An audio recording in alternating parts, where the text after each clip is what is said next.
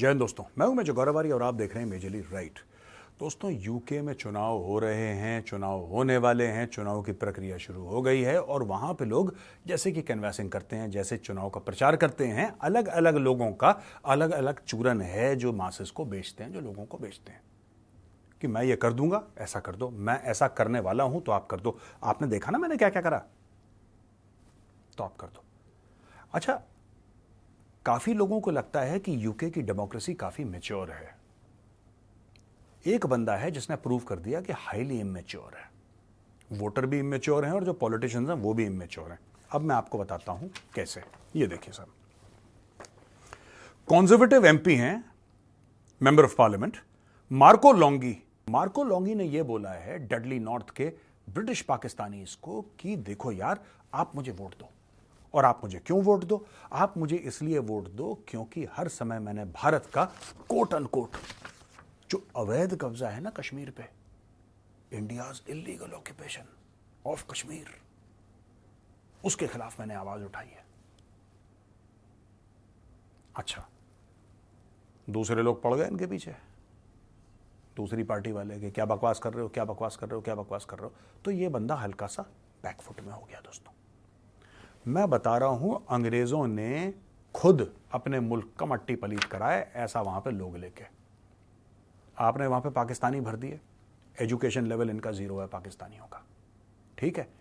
इन्होंने कुछ काम वाम करना नहीं, इन्होंने सिर्फ वायलेंस करना है, राइट। जब ऐसे लोगों से आप वोट मांगोगे, क्यों? क्योंकि कश्मीर। और मुझे एक और ऑब्जेक्शन है इसमें, मुझे कोई बुरा नहीं लगा इस चीज का, you can say what ever you wish.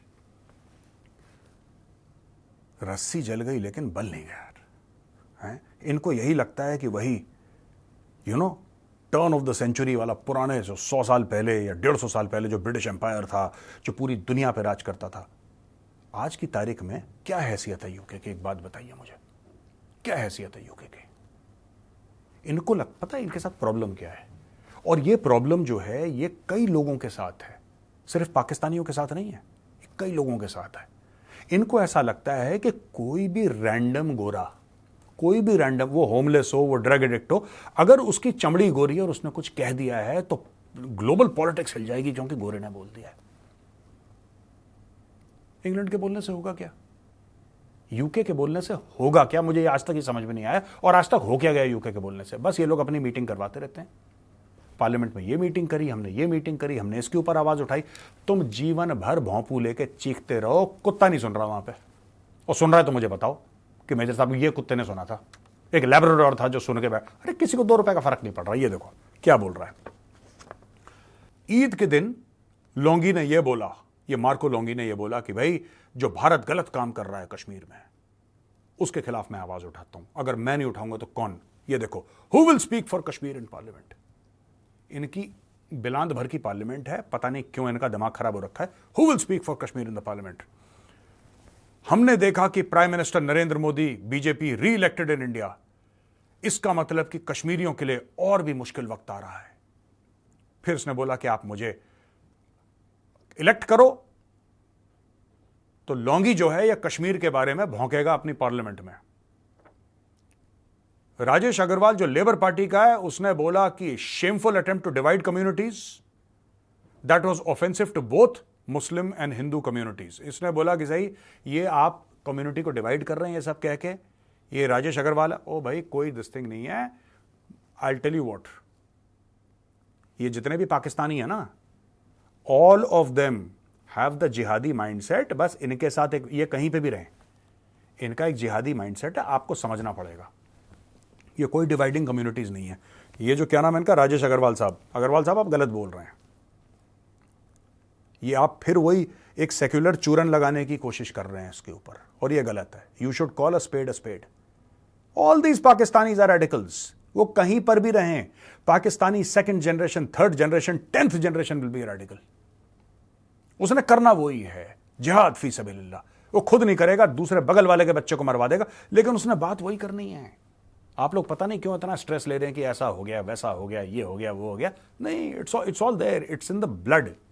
ये चीज डीएनए में होती है, पाकिस्तानियों के डीएनए में है। आप और देशों के मुसलमानों को देखिए, आप अरब्स को देखिए, बड़े मैच्योर हैं, वेरी सॉर्टेड आउट। मैं कई बार बोल चुका हूं, मैं उनके साथ बैठता हूं, मुझे लगता है यार ये बड़े बढ़िया बंदे हैं यार, कोई दिक्कत नहीं है। आप इंडोनेशियंस के साथ बैठो, बड़े मस्त हैं यार, they are also Muslims. Indonesia is the world's largest Muslim country. सब ये दिमाग का कीड़ा पाकिस्तानियों का है। और आप जितने भी लव बिटवीन द कम्युनिटीज बोले, नहीं, पाकिस्तानी है जिहादी बाय नेचर। वो चाहे डॉक्टर हो, इंजीनियर हो, वो कुछ भी हो, दिल के अंदर उसका जिहाद फी सबिलिल्लाह है। अच्छा, यहां पे एक मुस्लिम स्टूडेंट है अमेरिका में, आप ये देखो, ये भी चल रहा है यहां पे, उसका नाम है नुसैरत। नुसैरत ये कहता है, ये इसका वीडियो आया, पहले मैं चाहता हूं कि आप ये वीडियो सुनिए उसका। America is the cancer.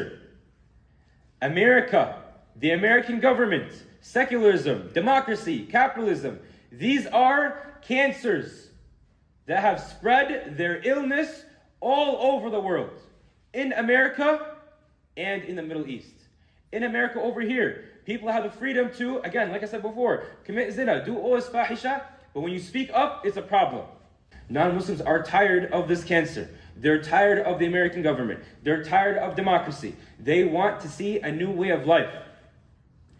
And as Muslims, we have to understand that we have that new way of life. सुन लिया दोस्तों आपने वीडियो, नुसैरत क्या कहता है?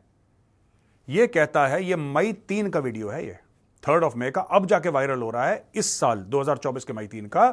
ये स्टूडेंट है यूनिवर्सिटी ऑफ इलिनॉय शिकागो का, और ये 2025 में ग्रेजुएट कर रहा है। ये कह रहा है कि अमेरिका जो है बेकार जगह है। ये पढ़ अमेरिका में रहा है, मुझे नहीं पता इसकी सिटीजनशिप अमेरिका की है कि नहीं, हो सकता है अमेरिका की हो। इसको कहते हैं जिस थाली में खाना उसमें छेद करना, इसको कहते हैं गद्दारी। ये गद्दार है ये, और अमेरिका ने ऐसे गद्दार पाल रखे हैं। फ्रीडम ऑफ स्पीच, इसने क्या करा? इसने फ्रीडम ऑफ स्पीच का इस्तेमाल करा कि नहीं करा? क्या नाम है इस गधे का? नुसैरत। नुसैरत ने फ्रीडम ऑफ स्पीच इस्तेमाल करी। फ्रीडम ऑफ स्पीच के तहत उसने अमेरिकन को गाली दी, अमेरिका को गाली दी, कोई बात नहीं। और जो डेमोक्रेसी उसको फ्रीडम ऑफ स्पीच देती है, ये उसी डेमोक्रेसी को गाली दे रहा है। देखिए क्या कहता है, ये कहता है कि सेक्युलरिज्म जो है अमेरिका में, ये बहुत बड़ा पाप है। आपने सुना उसने क्या बोला? You heard him. सेक्युलरिज्म कितना बड़ा पाप है, डेमोक्रेसी कितना बड़ा पाप है, कैपिटलिज्म कितना। गधे के बच्चे, तू क्या कर रहा है अमेरिका में? अगर सेक्युलरिज्म इतना बड़ा पाप है तो अमेरिका तो क्रिश्चियन कंट्री है, उनके डॉलर्स में लिखा है इन गॉड वी ट्रस्ट। निकलो फिर वहां से, तुम क्या कर रहे हो वहां पे? ये क्या कहता है अपने वीडियो में कि हम एक इस्लामिक तरीका दिखाएंगे लोगों को, यानी कि America should convert to Islam completely. ये यहां पे रहने नहीं आया, ये नुसैरत जो है वहां पे रह के इत्मीनान से काम करने नहीं आया, पढ़ने नहीं आया, ये जिहाद फैलाने आया है। ठीक है।